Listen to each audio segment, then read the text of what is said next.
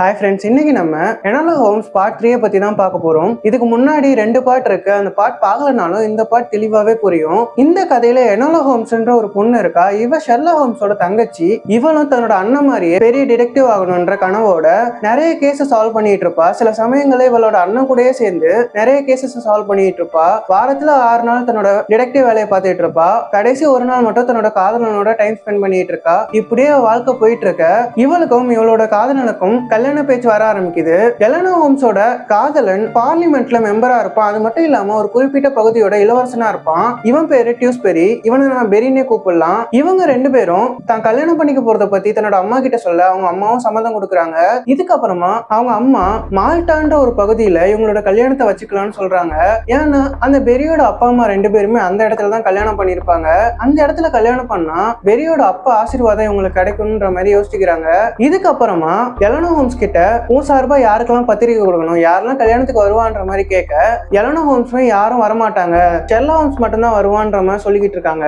ஏன்னா எலனா ஹோம்ஸோட அம்மா கவர்மெண்டால தேடப்படுற ஒரு குற்றவாளி. எலனா ஹோம்ஸோட பெரிய அண்ணன் சுத்தமா எலனா ஹோம்ஸை கண்டுக்கவே மாட்டான். மிச்சம் இருக்கிறது ஷெர்லாக் ஹோம்ஸ் மட்டும்தான். இந்த சீனை கட் பண்ணா எலனா ஹோம்ஸும் ஷெர்லாக் ஹோம்ஸ் கிட்ட போயிட்டு தன்னோட கல்யாணத்தை பத்தி சொல்லிக்கிட்டு இருக்க ஷெர்லாக் ஹோம்ஸும் பெருசா அதுல இன்ட்ரெஸ்ட் காட்டுற மாதிரியே இல்ல. இதுக்கப்புறமா ஷெர்லாக் ஹோம்ஸும் சரி நான் அந்த கல்யாணத்துக்கு வரேன்னு சொல்றாரு. இந்த சீனை கட் பண்ணா அந்த மால்டான்ற தீவை தான் காமிக்கிறாங்க. அந்த தீவுல நிறைய ராஜ பரம்பரையை சேர்ந்தவங்க இவங்களோட கல்யாணத்துக்காக ஒரு டின்னருக்கு வந்திருப்பாங்க. அந்த டின்னர்ல தான் ஷெர்லாக் ஹோம்ஸ் எலனா ஹோம்ஸ் எல்லாருமே இருப்பாங்க. அப்போ அந்த பார்ட்டியில எலனா ஹோம்ஸை பத்தி பேசுறதுக்காக எலனா ஹோம்ஸோட குடும்பத்துல இருந்து யாரையாச்சும் வர சொல்றாங்க. ஆனா ஷெர்லாக் ஹோம்ஸுக்கு பேச பெருசா இன்ட்ரெஸ்ட் இல்ல. இதுக்கப்புறமா மணமகனான பெரிய பத்தி பேசுறதுக்காக அவர் சார்பா வர சொல்ல அப்போ காட்ஃபாதர்னு சொல்லப்படுற ஒருத்தர் தான் வராரு. இவரு பெரியோட அப்பா கூட பல வருஷமா வேலை பார்த்திருப்பாரு. அவரும் பெரிய பத்தி பேச ஆரம்பிக்கிறாரு. பெரி ரொம்பவே நல்லவன். என்னதான் அவன் ராஜ குடும்பத்துல பிறந்திருந்தாலும் அவன் எல்லாரையுமே சரிசமமா பார்ப்பான். அதனாலதான் வசதி இல்லைனாலும் எலனா ஹோம்ஸ் மாதிரி ஒரு பொண்ணை கல்யாணம் பண்ணிக்க போறான்ற மாதிரி அவங்கள குத்தி காமிக்கிற மாதிரி பேச ஷெர்லாக் ஹோம்ஸும் அதை பத்தி பெருசா எடுத்துக்காம உட்காந்துட்டு இருக்காரு. அப்ப ஷெர்லாக் ஹோம்ஸை யாரோ கண்காணிக்கிற மாதிரி அவருக்கு தோணுது. அவரும் அந்த ஆளை பார்த்துட்டு அந்த ஆள் பின்னாடியே போயிட்டு இருக்காரு. இதையெல்லாம் எலனா ஹோம்ஸும் பார்த்துட்டு இருக்கா. இந்த சீனை கட் பண்ணா எலனா ஹோம்ஸும் தன்னோட அண்ணனான ஷெர்லாக் ஹோம்ஸ்க்காக வெயிட் பண்ணிட்டு இருக்கா. ரொம்ப நேரம் கழிச்சு ஷெர்லாக் ஹோம்ஸும் அந்த இடத்துக்கு வர எலனா ஹோம்ஸும் நீ எங்க போயிருந்த, எதுக்காக இப்பெல்லாம் பண்ணிட்டு இருக்க, நீ கல்யாணத்துக்காக தானே வந்த அந்த வேலையை மட்டும் பாரு, எதுக்காக இன்வெஸ்டிகேஷன் எல்லாம் பண்ணிட்டு இருக்க, உனக்கு என் மேல அக்கறையே இல்லையான்ற மாதிரி கேட்டுட்டு இருக்க. ஷெர்லாக் ஹோம்ஸும் இங்க பாரு உனக்கு அவனை கல்யாணம் பண்றதுல விருப்பமான்ற மாதிரி கேட்டுட்டு இருக்க. எனலாவும் அதுக்கு ஆமான்னு சொல்றா. அதுக்கப்புறமா ஷெர்லாக் ஹோம்ஸும் இங்க பாரு நம்ம கௌரவத்தை நம்ம தான் காப்பாத்திக்கணும், அவங்க நம்மள அசிங்கப்படுத்துற மாதிரியே நடந்துக்கிறாங்க, இதெல்லாம் எனக்கு சுத்தமா பிடிக்கலன்ற மாதிரி பேசிக்கிட்டு இருக்க. எனலாவும் நான் ஹோம்ஸா இருக்கறனால எனக்கு என்ன லாபம் வந்துச்சு, என்னோட அம்மா எங்க இருக்காங்கன்னே தெரியல, எனக்கு அப்பாவும் கிடையாது, என்னோட பெரிய அண்ணன் என்ன கண்டுக்கவே இல்ல, என்னோட சின்ன அண்ணனான நீயுமே கல்யாணத்துக்கு வேண்டாம் வெறுப்பா வந்து என்ன வெறுப்பேத்திட்டு இருக்கன்ற மாதிரி விரக்தியில கத்திட்டு அங்கிருந்து போறாங்க. இந்த சீனை கட் பண்ணா எனலாவும் கல்யாணத்துக்காக பதட்டத்தோட ரெடி ஆயிட்டு இருக்க. இன்னொரு பக்கம் பெரியும் மணப்பொண்ணுக்காக வெயிட் பண்ணிட்டு இருக்கான். ரொம்ப நேரம் ஆயுமே எலனா வரவே இல்ல. இப்பதான் என்ன நடந்துச்சுன்றத காமிக்கிறாங்க. எலனாவும் கல்யாணத்துக்குலாம் ரெடி ஆகி குதிரை வண்டியில போயிட்டு இருக்கும்போது யாரோ ஒரு முகமூடி போட்ட கொள்ளக்காரன் குதிரையில இவங்க பின்னாடி இவங்களை துரத்திட்டு வந்துட்டு இருக்கான். இதை பார்த்து பதறி போன வண்டி ஓட்டிட்டு இருந்தாலும் அது திருடனா இருக்குமோன்னு சொல்லிட்டு வண்டியை வேகமா ஓட்ட எலனாவும் அந்த வண்டிக்கு மேல ஏறி நின்னு அந்த ஆளை சுட ட்ரை பண்றா. அப்போதான் அந்த ஆளு தன்னோட முகமூடியை விளக்குறான். பார்த்தா அது வாட்சன். இந்த வாட்சன் தான் ஷெர்லாக் ஹோம்ஸோட ஃப்ரெண்டு. வாட்சனை பார்த்த எலனாவும் கண்ணை கீழே இருக்கிற. அதுக்கப்புறமா கால் தவறி அந்த வண்டியில இருந்து கீழே விழுறா. அதுக்கப்புறமா வாட்சனும் எலனா கிட்ட போயிட்டு உனக்கு ஒன்னும் ஆகலைன்ற மாதிரி கேட்டுட்டு இருக்க. எலனாவும் எதுக்காக இப்படி பயமுடுத்துற மாதிரி எங்களை துரத்திட்டு வந்தீங்கன்ற மாதிரி கேக்குறா. அதை கேட்ட வாட்சனும் என்ன மன்னிச்சிரு, உன்னோட அண்ணனை காணும், அவரை யாரோ கடத்திட்டாங்கன்ற மாதிரி சொல்ல எலனாவுக்கும் ஒண்ணுமே புரியல. இந்த வாட்சனை ஷெர்லாக் ஹோம்ஸ் தான் எலனாவோட கல்யாணத்துக்கு கூப்பிட்டுருப்பாரு. தன்னோட அண்ணன் கடத்தப்பட்ட செய்தியை கேட்ட எலனாவும் தனக்கு இன்னும் கொஞ்ச நேரத்துல கல்யாணம் இருக்குன்னு கூட யோசிக்காம ஷெர்லாக் ஹோம்ஸோட வீட்டுக்கு கிளம்பி போறா. அங்க போய் பார்த்தா வீடு அப்படியே பளிச்சுன்னு இருக்கு. எந்த ஒரு பொருளுமே கலைஞ்ச மாதிரி இல்ல. அந்த இடத்துல இந்த புகை பிடிக்கிறதுக்கு யூஸ் பண்ற பைப் எல்லாம் இருக்கு. அந்த பைப்பும் சூடா இருக்கு. ஆனா எனலாக் ஹோம்ஸோ அதை மூந்து பார்த்தா அதுல வர ஸ்மெல்லு தன்னோட அண்ணன் யூஸ் பண்ற புகையில மாதிரியே தெரியல. இதுக்கப்புறமா வாட்சனும் எலனா ஹோம்ஸும் அந்த வீடு முழுக்க சர்ச் பண்ணிட்டு இருக்கும்போது ஏதாச்சும் கிடைக்குமான்னு பாத்துக்கிட்டு இருக்காங்க. அப்ப வாட்சனும் ஏதாச்சும் டிடெக்டிவ் கிட்ட உதவி கேட்கலாமான்ற மாதிரி கேட்க அதுக்கு எலனாவும் நானே ஒரு டிடெக்டிவ் தான், எங்க அண்ணன் எனக்காக ஏதாச்சும் க்ளூ விட்டு போயிருப்பான்ற மாதிரி சொல்ல அப்போதான் எலனா அங்க இருக்க ஒரு கண்ணாடியை பாக்குறாங்க. மத்தவங்களுக்கு அந்த கண்ணாடியை பார்க்க நார்மலா தான் தெரியும். ஆனா அந்த கண்ணாடியில சின்ன சின்ன டாட்ல க்ளூ இருக்கு. எலனாவும் அந்த கண்ணாடியில இருக்க டாட் எல்லாம் கனெக்ட் கனெக்ட் பண்ணி பார்த்தா அதுல கோஸ்ட்ன்ற ஒரு வார்த்தை வருது. இந்த வார்த்தையை கேட்ட வாட்சனும் கோஸ்டா, அது ஒரு ஊரு, அது ஆப்கானிஸ்தான்ல இருக்குன்ற மாதிரி சொல்லிக்கிட்டு இருக்க எலனாவுக்கும் கொஞ்சம் சந்தேகமா இருக்கு. ஆப்கானிஸ்தான்ல இருக்க ஊர் பேரை எதுக்காக தன்னோட அண்ணன் கோட்வேர்டா விட்டுட்டு போகணுன்ற மாதிரி யோசிக்கிறா. இவங்க ரெண்டு பேரும் இப்படி தீவிரமா யோசிச்சுட்டு இருக்கும்போது இந்த வீட்டுக்கு வெளியே மாப்பிளையும் அவங்க வீட்டுக்காரங்களும் வந்து நிக்கிறாங்க. கல்யாணத்துக்கு பொண்ணு வராதனால என்ன ஆச்சுன்னு பாக்குறதுக்காக அங்க வந்திருக்காங்க. எனோலாவும் பெரிய சமாதானப்படுத்துறதுக்காக கீழே நடந்து போறா. அப்படி போயிட்டு இருக்கும்போது பெரியோட சொந்தக்காரங்க எல்லாருமே ஹீரோயினை ரொம்ப கோபமா பார்த்துட்டு இருக்காங்க. அப்பதான் அந்த இடத்துல ஒரு சோல்ஜர் போயிட்டு இருக்கான். அன்னைக்கு நைட்டு பார்ட்டியில ஷெர்லாக் ஹோம்ஸ் இந்த சோல்ஜரை தான் ஃபாலோ பண்ணிட்டு போயிட்டு இருந்திருப்பான். இதை எலனா ஹோம்ஸும் கவனிச்சிருப்பாங்க. உடனே எனோலா ஹோம்ஸும் அந்த சோல்ஜரை ஃபாலோ பண்ணி போயிட்டு இருக்க எனோலாவுக்கு தன்னோட அம்மா டக்குன்னு ஒரு செகண்ட் வந்துட்டு மறைஞ்சு போற மாதிரி தோணுது. இவளும் தன்னோட கற்பனை தான் சொல்லிட்டு அந்த சோல்ஜரை ஃபாலோ பண்ணிட்டு இருக்கா. அந்த சோல்ஜரும் தன்னை யாரோ ஃபாலோ பண்றாங்கன்றதை தெரிஞ்சுக்கிட்டு வேகமா அந்த இடத்துல இருந்து ஓடிக்கிட்டு இருக்கான். இவளும் பின்னாடியே துரத்திக்கிட்டு இருக்கா. அவனும் ஒரு முட்டு சந்து மாதிரி இடத்துல போய் ஒளிய யாரோ ஒருத்தங்க அவனை சுட்டுறாங்க. பின்னாடியே வந்த எலனா ஹோம்ஸும் பார்த்தா அந்த சாகத்துக்காக துடிச்சுக்கிட்டு இருக்கான். அப்போ அங்க இருந்து ஒரு வீட்டுல ஜன்னலை க்ளோஸ் பண்றத எலனாவும் பாக்குறா. அதுக்கப்புறமா சாக கிடக்குற அவனை பார்த்து, இங்க பாரு, நான் உன்னை காப்பாத்துறதுக்காக ஆளுங்களை வர சொல்றேன், ஆனா எனக்கு ஒரு உதவி மட்டும் பண்ணு, என்னோட அண்ணனை கடத்தினது யாருன்றத மட்டும் நீ சொல்லுன்ற மாதிரி கேட்க அவனும் விராத்துன்ற ஒரு வார்த்தையை சொல்லிட்டு செத்து போறான். எனலாவும் தன்னோட வீட்டுக்கு போயிட்டு இந்த விராத்துனா என்ன, அதுக்கான அர்த்தம் கிடைக்குமான்னு யோசிச்சுட்டு இருக்கா. அதுக்கப்புறமா இதுக்கான விளக்கத்தை தன்னோட அண்ணன் எழுதி வச்சிருப்பானான்னு சொல்லிட்டு ஷெர்லாக்கோட பர்சனல் டைரி எல்லாம் பார்த்துட்டு இருக்கா. அதுல ஷெர்லாக் தனக்கு மட்டுமே தெரிஞ்ச மாதிரியான வார்த்தைகள்ல எழுதி வச்சிருப்பான். அதை ஓரளவுக்கு எனலாவால டீகோட் பண்ண முடியும். அவளும் அந்த விராத்துன்ற வார்த்தை கிடைக்குமான்னு பார்த்துக்கிட்டு இருக்கா. அது மட்டும் இல்லாம அந்த கோஸ்ட்ன்ற ஆப்கானிஸ்தான்ல இருக்க ஊரை பத்தி எதுக்காக தன்னோட அண்ணன் எழுதி வச்சிருக்கான்ற மாதிரி யோசிச்சுட்டு இருக்கா. அப்போ எலனா ஹோம்ஸோட வீட்டு கதவை தட்டுற மாதிரி ஒரு சத்தம் கேட்குது. இவளும் தன்னோட அண்ணனை கடத்தின யாராச்சும் இருப்பாங்களோன்னு சொல்லிட்டு அங்க இருந்த ஒரு கேண்டில் சுருகி வச்சிருந்த கம்பி எடுத்துட்டு கதவை திறந்து வெளியே வந்த ஆளை பட்டுன்னு அடிக்கிறா. பார்த்தா அது பெரி தான். அவனும் மூக்க பிடிச்சிக்கிட்டு ஐயோன்னு கத்துறான். பார்த்தா அவனை அடிச்ச அடியில அவன் மூக்குல இருந்து ரத்தமே வந்திருக்கும். எனலாவும் அவனை வீட்டுக்குள்ள கூப்பிட்டு நடந்ததுக்கெல்லாம் மன்னிப்பு கேட்டுட்டு இருக்கா. என்ன மன்னிச்சிரு, என்னோட அண்ணனை காணும், அவனை தேடுறதுக்காக தான் நான் கல்யாணத்துக்கு வரலன்ற மாதிரி சொல்ல பெரியும் அதை புரிஞ்சுக்கிறான். சரி, உன்னோட அண்ணனை காணும், அவனை யாரோ கடத்திட்டாங்கன்னு சொல்லிட்டு நீ கல்யாணத்துக்கு வராம போயிட்ட, அதெல்லாம் எனக்கு கவலையே கிடையாது. ஆனா நீ கல்யாணத்துக்கே லேட்டா தான் கிளம்புன. நம்ம கல்யாணம் நடக்க போற டைம்ல தான் நீ கல்யாண மேடைக்கே கிளம்பி வந்துட்டு இருந்த, இதெல்லாம் நல்லவா இருக்குன்ற மாதிரி கோச்சுக்கிறான். அதுக்கப்புறமா அங்க இருந்து போறான். எனலாவும் அவன் வருத்தப்பட்டு போறத பார்த்து ஃபீல் பண்ணி ஒரு கடற்கரையில உட்காந்துட்டு இருக்கா. இந்த பீச்சுக்கு ஆல்ரெடி பெரி இவளை கூப்பிட்டு வந்திருப்பான். அங்க கூப்பிட்டு வந்து நிறைய கதையெல்லாம் சொல்லியிருப்பான். தன்னோட கல்யாணத்துக்கு கொஞ்ச நாள் முன்னாடி கூட அந்த பீச்சுக்கு எலனாவை அவன் கூப்பிட்டு வந்திருப்பான். அங்க வந்து இந்த பீச்சுக்கு என்னோட அப்பா என்ன சின்ன வயசுல கூப்பிட்டு வந்திருப்பாரு. இந்த இடத்துல ஒரு குகை இருக்கு, அந்த குகைக்குள்ள போயிட்டு நானும் என்னோட அப்பாவும் திருடம் போலீஸ் கேம் எல்லாம் விளையாடுவோம். அது மட்டும் இல்லாம இந்த குகையில நிறைய தங்கம் இருக்குன்ற மாதிரி எல்லாம் சொல்லிக்கிட்டு இருப்பாருன்ற மாதிரி சொல்லியிருப்பான். இதெல்லாம் யோசிச்சு பார்த்துட்டு எலனாவும் அன்னைக்கு நைட் அந்த பீச்லயே படுத்து தூங்குறா. மறுநாள் காலையில எழுந்திரிச்சு பார்த்தா எலனா தங்கிட்டு இருந்த அந்த ஹோட்டல்ல பயங்கரமா தீ பிடிச்சிட்டு இருக்க மாதிரி காமிக்கிறாங்க. இவளும் பெரிக்கு ஏதாச்சும் ஆயிருக்குமோன்னு பதறி போயிட்டு அந்த இடத்துக்கு ஓடி போறா. அங்க போயிட்டு பெரி எங்கன்னு சுத்தி இருக்கவங்க கிட்ட கேட்க அந்த பையன் இப்பதான் அந்த தீ பிடிச்ச இடத்துக்கு போனான்ற மாதிரி சொல்ல என்னாலும் பயந்துட்டு அவனை காப்பாத்துறதுக்காக அந்த தீ பிடிச்ச இடத்துக்குள்ள போறா. அங்க போனா பெரி தன்னோட அம்மாவை தேடிட்டு இருக்கான். என்னாலும் நீ வெளியே வான்ற மாதிரி சொல்ல என்னோட அம்மா எங்கதான் இருக்காங்க, அவங்களையும் கூட்டு போகணுன்ற மாதிரி சொல்லிக்கிட்டு இருக்கான். அப்பதான் என்னோலா அந்த ரூமோட கதை உடஞ்சிருக்கிறத பாக்குறா. அதை பார்த்துட்டு பெரிய பார்த்து நீ தான் இந்த கதை உடைச்சியான்ற மாதிரி கேட்க அவனும் நான் உடைக்கல, நான் வரதுக்கு முன்னாடியே இந்த கதை உடஞ்சுதான் இருந்திருக்குன்ற மாதிரி சொல்லிக்கிட்டு இருக்கான். அதை கேட்ட என்னலாவும் இங்க பாரு, நீ முதல்ல இங்க இருந்து கிளம்பு, உன்னோட அம்மாவை யாரோ கடத்திட்டாங்கன்னு சொல்லிட்டு அவனை பத்திரமா அந்த இடத்த விட்டு வெளியே கூப்பிட்டு வரா. இதுக்கப்புறமா எலனாவுக்கு நிறைய காயம் போட்டிருக்கும். அந்த காயத்தை வாட்சனும் ட்ரீட்மெண்ட் பண்ணிட்டு இருக்காரு.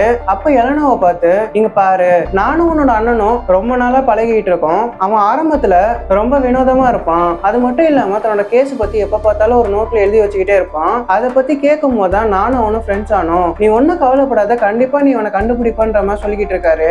அதுக்கப்புறமா பெரி ரொம்ப சோகமா இருக்கான். அவன் கிட்ட போய் பேசணும்னு சொல்லிட்டு இவளை அனுப்பிச்சு வைக்கிறாரு. என்னாலும் பெரி கிட்ட போய் பேசிட்டு இருக்கா. நீ ஒன்னும் கவலைப்படாத, உன்னோட அம்மாவை நான் கண்டுபிடிக்கிறேன்ற மாதிரி சொல்லிக்கிட்டு இருக்கா. அதை கேட்டு அவனும் எனக்கு நல்லா தெரியும், நீ என்னோட அம்மாவையும் உன்னோட அண்ணனையும் கண்டுபிடிப்பேன்ற மாதிரி சொல்லிக்கிட்டு இருக்கான். அப்ப என்னாலும் ஒரே சமயத்துல என்னோட அண்ணனையும் உன்னோட அம்மாவையும் கடத்திருக்காங்க, இந்த ரெண்டு வேலையும் பண்ணது ஒரே ஆளா இருக்குமான்ற மாதிரி யோசிச்சுட்டு இருக்கா. அப்ப பெரியும் நீ என்னோட அம்மாவை கண்டுபிடிக்கிற வேலையை பாரு, இருந்தாலும் என்னாலையும் சும்மா விட முடியாது, நான் அதிகாரிங்க கிட்ட உதவி கேட்கிறேன்னு சொல்லிட்டு அங்கிருந்து கிளம்பி போறான். இதுக்கப்புறமா என்னாலும் பெரியோட அம்மாவை கடத்தின அந்த ரூமுக்கு போய் பாக்குறா. அந்த ரூமுக்கு போனதுக்கு அப்புறமா தான் ஒரு விஷயத்த யோசிக்கிறா.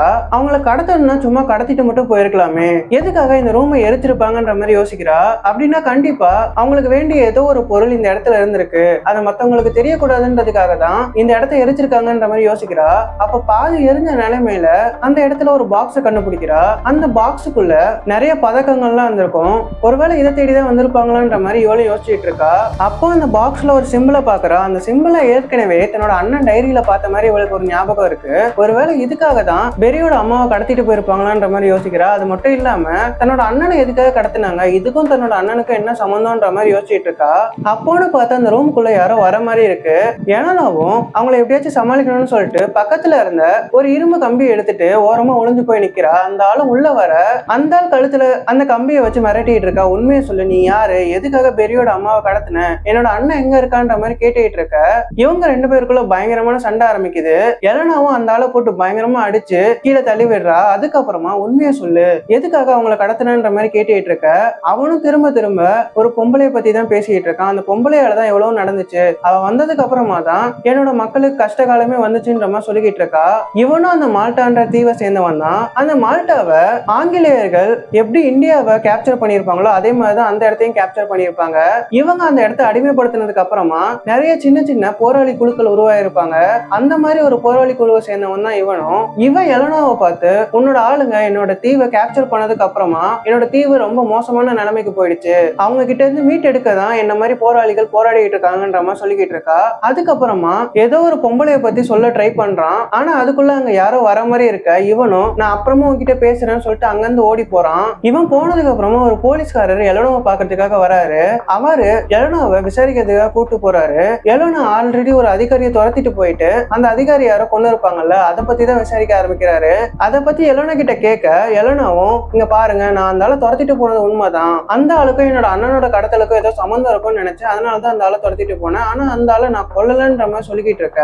அதுக்கு அந்த அதிகாரியும், இங்க பாரு, நீ அவரை கொல்லலன்னு எனக்கு நல்லாவே தெரியும், ஆனா நீ இதுக்குள்ள தலையிடுற வேலை வச்சுக்காத, ஏன்னா இது ரொம்ப ஆபத்தான வேலைன்ற மாதிரி சொல்லிக்கிட்டு இருக்க. கரெக்டா அந்த இடத்துக்கு பெரியும் அவரோட அந்த காட்ஃபாதரும் வராங்க. அந்த காட்ஃபாதரும் அந்த அதிகாரியை பார்த்து, நீ மால்டாவோட அதிகாரியா இருக்கலாம், ஆனா இந்த மால்டா எங்களோட கண்ட்ரோல்ல இருக்கு, எங்க நாட்டை சேர்ந்த ஒரு பொண்ணு உங்களை விட மேலான ஒரு ஆள் தான், அவங்களை இப்படி கூப்பிட்டு வந்து விசாரிக்கிற வேலை வேண்டான்ற மாதிரி சொல்லிக்கிட்டு இருக்காரு. இவர் இப்படி அதிகாரமா பேசுறத பார்த்து எலனாவுக்கும் சுத்தமா பிடிக்கல. பேரியும் அவங்களை சமாளிச்சு அந்த காட்ஃபாதரையும் எலனாவையும் வெளியே கூப்பிட்டு வரான். வெளியே வந்தா அந்த காட்ஃபாதர் ஏதோ ஒரு லேடி கிட்டே இன்னொரு ஆள் கிட்டேயும் பேசிட்டு இருக்காங்க.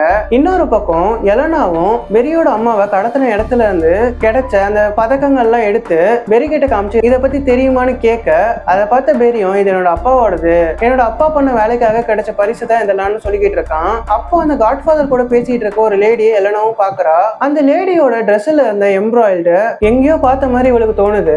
அந்த டிசைனை இதுக்கு முன்னாடி தன்னோட அண்ணன் கடத்தப்பட்ட விஷயம் தெரிஞ்சு அவனோட இடத்துக்கு போய் ஏதாச்சும் ஆதாரம் கிடைக்குமான்னு பார்த்துட்டு இருக்கும்போது இந்த எம்ப்ராய்டு அந்த இடத்துல எலனா பார்த்திருப்பா.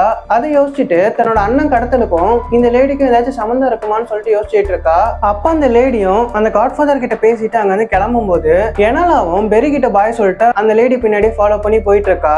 அந்த லேடியும் ஒரு திருவிழா நடக்கிற கூட்டத்துக்குள்ள பூந்து போயிட்டு இருக்கா.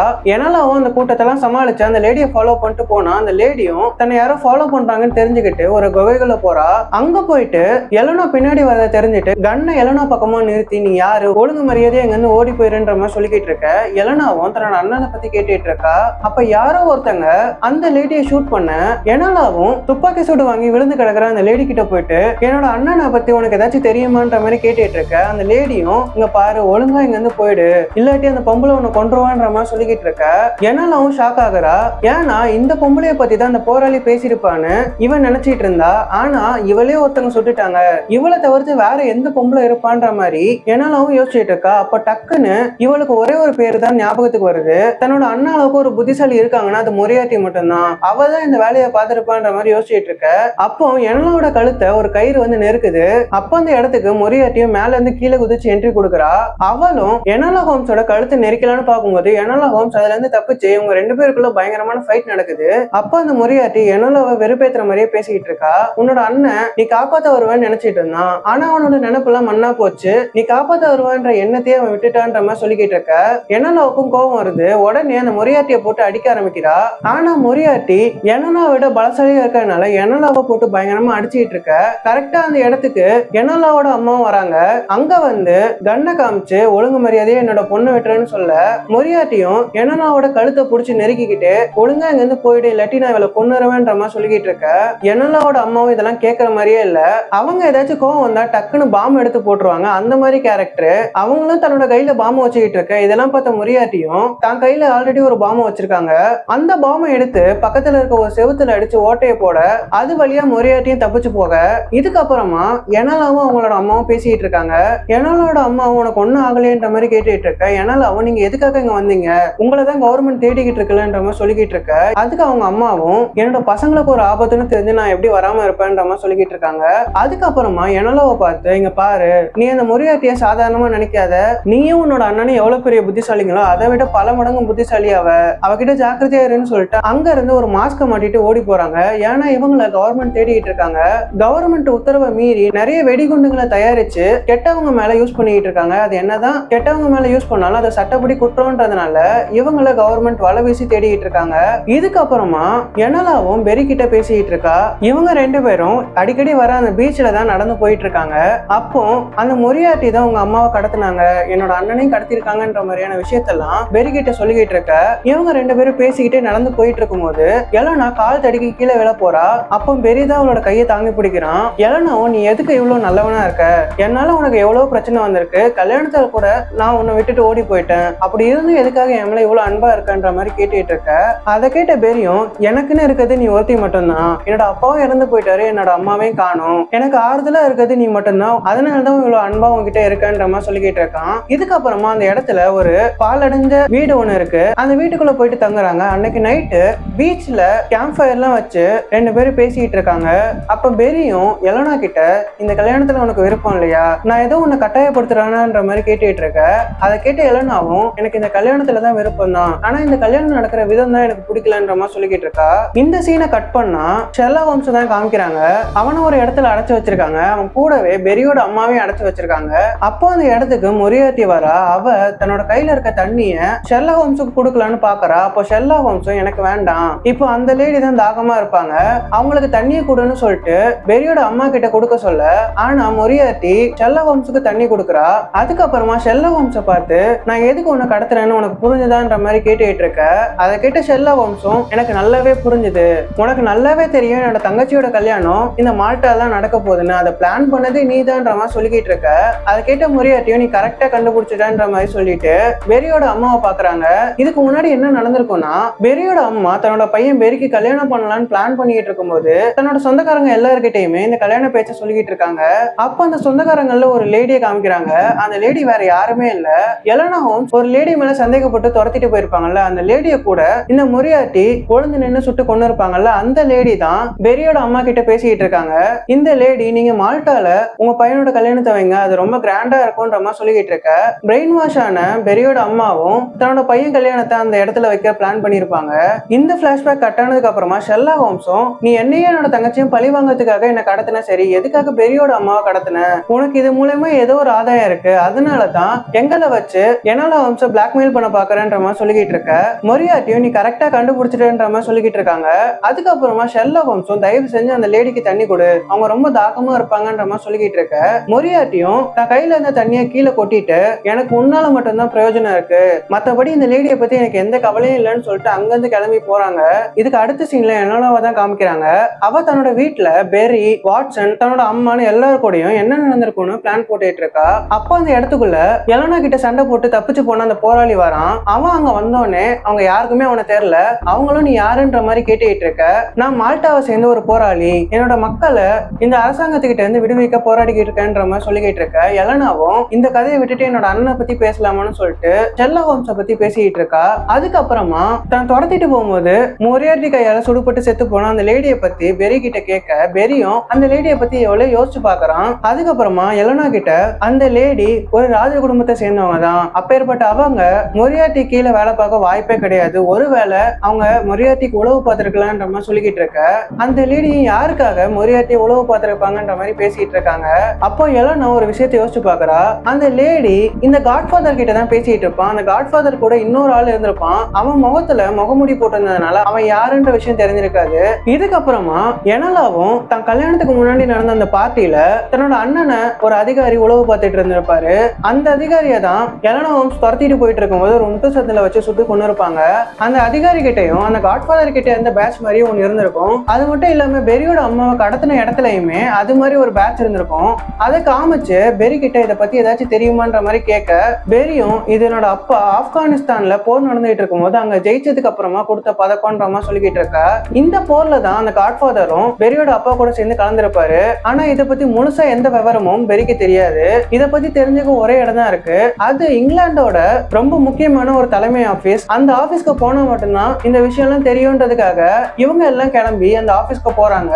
பெரி ராஜ குடும்பத்தை சேர்ந்ததுனால அவன் ஈஸியா அந்த ஆபீஸ்க்குள்ள போயிடுறான். ஆனா எலனாவோட அம்மா கவர்மெண்டால தேடப்படுற குற்றவாளின்றதுனால அவங்களுக்கு மாறு வேஷம்லாம் போட்டு வாட்சன் கூட அந்த இடத்துக்கு எலனாவும் போயிட்டு இருக்கா. அப்படி போயிட்டு இருக்கும்போது ஒரு அதிகாரி இவங்களை பார்த்து நீங்க யாரு, எதுக்காக இங்க வந்தீங்கன்ற மாதிரி கேட்டுட்டு இருக்க. இவங்களும் எவ்வளவு சமாளிச்சு பாக்குறாங்க. ஆனா அந்த அதிகாரி நம்புற மாதிரியே இல்ல. உடனே எலனாவோட அம்மா கண்ணை காமிச்சு ஒழுங்கு மரியாதையா போற பத்தின முக்கியமான டாக்குமெண்ட் எல்லாம் எங்க சேர்த்து வச்சிருப்பாங்கன்ற மாதிரி கேட்டு அவனை அந்த பக்கமா கூட்டு போக சொல்றாங்க. அவனை அந்த இடத்த கூட்டு போய் காமிச்சா அவன் தலையிலேயே அடிச்சு அவனை மயக்கமாக்குறாங்க. இதுக்கப்புறமா எலனாவும் அந்த ஆப்கானிஸ்தான்ல நடந்த போரை பத்தி பாத்துட்டு இருக்கா. அந்த டாக்குமெண்ட் எல்லாம் புரட்டி பார்த்தா அந்த கோஸ்ட்ன்ற இடத்துலதான் பெரியோட அப்பா அந்த போரை நடத்திருப்பாரு. ஆனா அந்த பக்கங்கள்ல பாதி பக்கங்களை காணும். அதை யாரோ கிழிச்சு எடுத்திருக்காங்க. ஆனா அதோட அச்சு அந்த டாக்குமெண்ட்ல பதிஞ்சிருக்கும். எலனாவும் அந்த லெட்டர்ஸ் எல்லாம் அந்த அச்சை வச்சு எழுதி பாக்குறா. பார்த்தா அந்த கோஸ்ட்ன்ற இடத்துல நடந்த போர்ல அங்க இருந்து நிறைய மக்களை கொண்டு அவங்களுக்கு சொந்தமான டன் கணக்குல இருக்கிற கோல்ட கடத்திட்டு வந்திருக்கதா அந்த டாக்குமெண்ட்ல எழுதி இருக்கும். இந்த போர்ல பெரியோட அப்பா அந்த காட்ஃபாதர் இல்லாம ஸ்மித்ன்ற ஒரு ஆளும் கலந்துருப்பாங்க. அந்த ஆளோட பேர் தான் அந்த டாக்குமெண்ட்ல இருந்திருக்கும். அந்த ஆள் வேற யாருமே இல்ல. எலனா ஹோம்ஸ் துரத்திட்டு போயிட்டு அந்த முட்டு சந்தில சூடு வாங்கி செத்து போனால அந்த அதிகாரி தான். இதுக்கப்புறமா வாட்சனும் பெரியும் அந்த காட்ஃபாதரை பாக்குறதுக்காக தான் வராங்க. அங்க வந்து அந்த ஆப்கானிஸ்தான்ல நடந்த போரை பத்தி கேட்டுட்டு இருக்க. எலனா கரெக்டா அந்த இடத்துக்குள்ள வந்து நடந்த எல்லா விஷயத்தையுமே சொல்லிக்கிட்டு இருக்கா. இந்த ஆப்கானிஸ்தான்ல மக்கள் நிறைய பேர் கொண்டு அவங்களோட தங்கத்தெல்லாம் ஆட்டையை போட்டு வந்துட்டாங்கன்ற மாதிரி சொல்லிக்கிட்டு இருக்க. அந்த காட்ஃபாதரை இதை பத்தி பேசாதன்னு சொல்லிக்கிட்டு இருக்காரு. அப்ப பெரிய அந்த தடுத்து நிறுத்தி உண்மைதானா, நீங்க அந்த கொடுமையிலையும் பண்ணீங்களான்ற மாதிரி கேட்டுட்டு இருக்க. அந்த காட்ஃபாதரும் ஆமா, போர்னு வந்தா நிறைய இழப்புகள் வரதான் செய்யும், இதுக்கெல்லாம் திட்டம் போட்டு கொடுத்ததே உன்னோட அப்பா தான். ஆப்கானிஸ்தான்ல நடந்த போர்னால நாங்க நிறைய இழந்துட்டோம், அதை ஈடுகிட்ட தான் அங்க இருந்த மக்களோட தங்கத்தெல்லாம் ஆட்டையை போட்டு வந்தோன்ற மாதிரி சொல்லிக்கிட்டு இருக்காரு. அதை கேட்ட பெரியும் மன வருத்தப்பட்டு அங்க இருந்து போறான். வாட்சனும் அவனை சமாதானப்படுத்துறதுக்காக பின்னாடியே போறாரு. அப்போ எலோனா அந்த காட்ஃபாதர் கிட்ட உண்மையை சொல்லுங்க, என்ன நடந்துச்சு, அந்த தங்கம்லாம் எங்க இருக்குன்ற மாதிரி கேட்டுட்டு இருக்க. அந்த காட்ஃபாதரும் உண்மையை சொல்ல ஆரம்பிக்கிறாரு.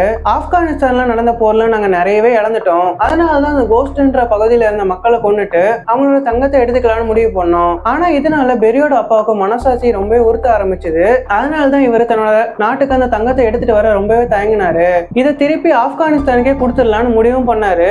ஆனா இதை நாங்களே ஆப்கானிஸ்தானுக்கு எடுத்துட்டு போனா எங்களோட நாடு எங்களை தேச துரோகின்னு முத்திர குத்திடும், அதனாலதான் நான் இதை வேண்டான்னு சொன்னேன். இந்த தங்கத்தை எல்லாம் நாங்க மால்டால இருந்து எடுத்துட்டு வந்ததா சொல்லிடலான்னு சொன்னேன். ஆனா இதுல பெரியோட அப்பாவுக்கு சுத்தமா உடன்பாடு இல்ல, இது தப்பானவங்க கைக்கு போக கூடாதுன்னு சொல்லிட்டு அந்த தங்கத்தை எங்கேயோ ஒரு இடத்துல மறைச்சு வச்சுட்டாரு. நானும் வேற வழியே இல்லாம இந்த தங்கத்தை நாங்க மால்டால இருந்து எடுத்துட்டு வரும்போது மால்டாவை சேர்ந்த போராளிகள் இந்த தங்கத்தை மறுபடியும் திருடிட்டாங்கன்னு சொல்லிட்டு அந்த மால்டாவை சேர்ந்த போராளிகள்ல சில பேரை கைது பண்ணிட்டோம். இதுதான் நடந்த கதைன்ற மாதிரிலாம் சொல்லிக்கிட்டு இருக்க. எலனாவும் அந்த தங்கம் எங்க இருக்குன்ற மாதிரி கேட்டுட்டு இருக்கா. அதை கேட்ட அந்த காட்ஃபாதரும் இல்ல, அந்த தங்கம் எங்க இருக்குன்றத பத்தி பெரியோட அப்பா என்கிட்ட எதுவுமே சொல்லல, ஒருவேளை அந்த தங்கம் எங்க இருக்குன்றது எனக்கு தெரிஞ்சா கவர்மெண்டால நான் தேச துரோகின்னு முத்திர குத்தப்படுவேன்னு சொல்லிட்டு அந்த தங்கம் எங்க இருக்குன்ற விஷயத்த என்கிட்ட சொல்லல. அந்த திருடப்பட்ட தங்கம் பெரி அப்பாவோட இறப்புக்கு அப்புறமா அப்படியே மறைஞ்சு போச்சுன்ற மாதிரி சொல்லிக்கிட்டு இருக்க. எலனாவுக்கு ஒரு விஷயம் ஞாபகம் வருது. பெரி அடிக்கடி எலனாவை ஒரு பீச்சு கூட்டு போவான். அங்க கூட்டு போயிட்டு அங்க இருக்க ஒரு குகையை காமிச்சு தன்னோட அப்பாவும் அவனும் திருடம் போலீஸ் கேம் விளையாடுறதா சொல்லியிருப்பான். அது மட்டும் இல்லாம அங்க நிறைய தங்கம் இருக்கிறதா தன்னோட அப்பா அவங்க கிட்ட சொன்னதாவும் சொல்லியிருப்பான். இதையெல்லாம் எலனா ஹோம்ஸ் யோசிச்சு பார்த்துட்டு இருக்கா. அதுக்கப்புறமா மொரியாட்டியோட பிளான் என்னன்னு இவளுக்கு தெரிய வருது. இவளுக்கு ஆப்கான்ல கடத்தப்பட்ட தங்கத்தை பெரியோட அப்பா தான் எங்கேயோ பதுக்கி வச்சிருக்காருன்ற விஷயமும் தெரிஞ்சிருக்கு. ஆனா அந்த தங்கம் எங்க இருக்குன்றது மொரியாட்டிக்கு தெரியல. இதனாலதான் ஷெர்லாக் ஹோம்ஸையும் பெரியோட அம்மாவையும் கடத்தி என் மூலயமா அந்த தங்கம் எங்க இருக்குன்றத கண்டுபிடிக்க மொரியாட்டி பிளான் போட்டிருக்கான்ற விஷயத்தையுமே எலனா ஹோம்ஸ் கண்டுபிடிக்கிறா. இதுக்கப்புறமா வாட்சனை கூப்பிட்டுட்டு அந்த பீச்ல இருக்க குகைக்கு போறா. அந்த குகையோட வாசல்ல வாட்சனை காவலுக்கு நிறுத்தி வச்சுட்டு அந்த குகைக்குள்ள போயிட்டு அந்த தங்கம் எங்க இருக்குன்னு தேடிக்கிட்டு இருக்கா. அந்த இடத்துல ஒரு நீர் ஊற்றும் இருக்கு, அங்க ஒரு சங்கிலியும் இருக்கு. எலனாவும் இங்க எதுக்கு சங்கிலி இருக்குன்னு சொல்லிட்டு அந்த சங்கிலியை இழுத்து பார்த்தா அந்த தண்ணிக்குள்ள இருந்து ஒரு பெட்டி வெளியே வருது. கரெக்டா அந்த இடத்துக்கு மொரியாட்டியும் தன்னோட ஆளுங்க கூட வந்து எலனாவை அடிச்சு போட்டுட்டு அந்த பெட்டியை வெளியே எடுத்துட்டு வராங்க. வெளியே வந்து பார்த்தா வாட்சனை மொரியாட்டியோட ஆளுங்க நிறைய பேரு துப்பாக்கி முனையில புடிச்சு வச்சிருப்பாங்க. அப்ப மொரியாட்டியும் எனலாவை பார்த்து, நீ உன்னோட அண்ணன் அளவுக்கு புத்திசாலி இல்ல, என்கிட்ட இவ்வளவு ஈஸியா மாட்டிக்கிட்டேன்ற மாதிரி சொல்லிக்கிட்டு இருக்க. எலனாவும் சிரிக்க ஆரம்பிக்கிறா. இவளோட பிளானே வேற. தான் இந்த தங்கத்தை தேட போகும்போது மொரியாட்டி தன் பின்னாடியே வருவானு இவளுக்கு நல்லாவே தெரிஞ்சிருக்கு. அதனாலதான் தன்னோட லவ்வர் பெரி, அவனோட ஆளுங்க, அது மட்டும் இல்லாம அந்த போராளி இருந்திருப்பான்ல, அவனோட ஆளுங்க நிறைய பேரை கூப்பிட்டு வச்சு அந்த இடத்துல பதுங்க வச்சிருப்பா. கரெக்டா மொரியாட்டி அந்த பொட்டியை எடுத்ததுக்கு அப்புறமா அந்த ஆளுங்க எல்லாரும் கூடயுமே சேர்ந்து மொரியாட்டியும் அவளோட ஆளுங்களையும் சுத்து போடுறாங்க. மொரியாட்டி வசமா மாட்டிக்கிட்டா. இதுக்கப்புறமா மொரியாட்டியும் தன்னோட பாதுகாப்புக்காக எப்பயுமே ஒரு வெடிக்கிற லிக்விட தன்னோட கையிலேயே வச்சிருப்பா. அந்த லிக்விட அந்த இடத்துல போட்டு வெடிக்க வைக்க அந்த கேப்ல மொரியாட்டியும் அங்கிருந்து தப்பிச்சு போக பாக்குறா. எலனாவும் அவ பின்னாடி ஓடி போக அந்த மொரியாட்டி கரெக்டா பெரியோட அம்மாவையும் ஷெர்லாக் ஹோம்ஸையும் அடைச்சு வச்சிருக்க இடத்துக்கு போறா. அங்க போனா கரெக்டா எலனாவும் அந்த இடத்துக்குள்ள வரா. அந்த இடத்துக்குள்ள வந்து தன்னோட மாமியார் அண்ணனோட கட்டெல்லாம் ஊத்திட்டு இருக்கும்போது மொரியாட்டி அந்த இடத்துக்குள்ள வந்து எலனாவை போட்டு பயங்கரமா அடிச்சுட்டு இருக்கா. இவங்க ரெண்டு பேருக்குள்ள பயங்கரமான ஃபைட் நடந்துட்டு இருக்கு. எலனாவால மொரியாட்டியை சமாளிக்கவே முடியல. அப்போ ஷெர்லாக் ஹோம்ஸும் தன்னோட கட்டெல்லாம் ஊத்திட்டு தன்னோட தங்கச்சிக்கு உதவி பண்றதுக்காக அந்த மொரியாட்டி கூட சண்டை போட்டுட்டு இருக்காரு. அந்த மொரியாட்டியை பயங்கரமா அடிச்சு கன்னை எடுத்து மொரியாட்டியை சொல்லலான்னு போகும்போது எலனாக் ஹோம்ஸ் தடுக்கிறாங்க. இல்ல, இந்த தப்பை மட்டும் நீ பண்ணிடாத, அவளை கொன்னுடாதன்ற மாதிரி சொல்லிக்கிட்டு இருக்க. ஷெர்லாக் ஹோம்ஸுக்கு மொரியாட்டியை கொல்லலாம் போல இருக்கு. ஆனா தன்னோட தங்கச்சி பேச்சை கேட்டு மொரியாட்டியை கொல்லாம விட்டுறாரு. இதுக்கப்புறமா மொரியாட்டியை அரெஸ்ட் பண்ணி கூட்டு போறாங்க. இந்த சீன் இங்கே கட்டாக பெரிக்கும் எலனாவுக்கும் அந்த பீச்லயே கல்யாணம் நடக்க ஆரம்பிக்குது. போன தடவை மாதிரி ஆடம்பரமா இல்லாம ரொம்பவே சிம்பிளா பெரியோட அம்மா, எலனாவோட அம்மா, அவங்க அண்ணன் வாட்சன் சொல்லிட்டு இவங்களுக்கு தெரிஞ்சவங்களை மட்டுமே வச்சு அந்த கல்யாணத்தை ரொம்ப அமைதியா நடத்துறாங்க. இந்த சீனை கட் பண்ணா பெரியும் ஆப்கானிஸ்தான்ல இருந்து கடத்தின அந்த தங்கத்தை திரும்ப ஆப்கானிஸ்தானுக்கே கொடுக்கறதா முடிவு பண்றான். அது மட்டும் இல்லாம இந்த விஷயத்துல சம்பந்தப்பட்ட அந்த காட்ஃபாதரை அரெஸ்ட் பண்றான். அந்த காட்ஃபாதரை அரெஸ்ட் பண்றதுக்காக அந்த மால்டாவோட தீவுல இருக்க அதிகாரியை அனுப்பிச்சு வைக்கிறான். இந்த சீனை கட் பண்ணா பெரியும் எலனாவும் ஹனிமூனுக்காக ஒரு பீச்சுக்கு வந்திருப்பாங்க. அப்படி இவங்க ரெண்டு பேரும் அந்த பீச்சுக்குள்ள ரொமான்ஸ் பண்ணிட்டு இருக்கும்போது அந்த தண்ணி கடியில 1963 ஒரு கப்பல் மூழ்கி இருக்கதா சொல்லிட்டு இந்த படத்துக்கு அடுத்த பார்ட்டுக்கு ஒரு லீடை விட்டு இந்த படத்தையும் முடிக்கிறாங்க. இந்த கதை உங்களுக்கு பிடிச்சிருக்கும்னு நினைக்கிறேன். பிடிச்சிருந்தா மறக்காம லைக் பண்ணிடுங்க. நம்ம சேனலை சப்ஸ்கிரைப் பண்ணணும்னா சப்ஸ்கிரைப் பண்ணி பக்கத்துல இருக்க பெல் ஐக்கானை கிளிக் பண்ணி ஆல்ன்ற பட்டனை செட் பண்ணி வச்சுக்கோங்க. அப்போதான் நான் போற ஒவ்வொரு வீடியோஸும் உங்களுக்கு உடனே நோட்டிபிகேஷன் வந்து சேரும். நான் உங்களை ஒரு நல்ல வீடியோல எடுத்து சந்திக்கிறேன். அது வரைக்கும் ஃபன் கைஸ்.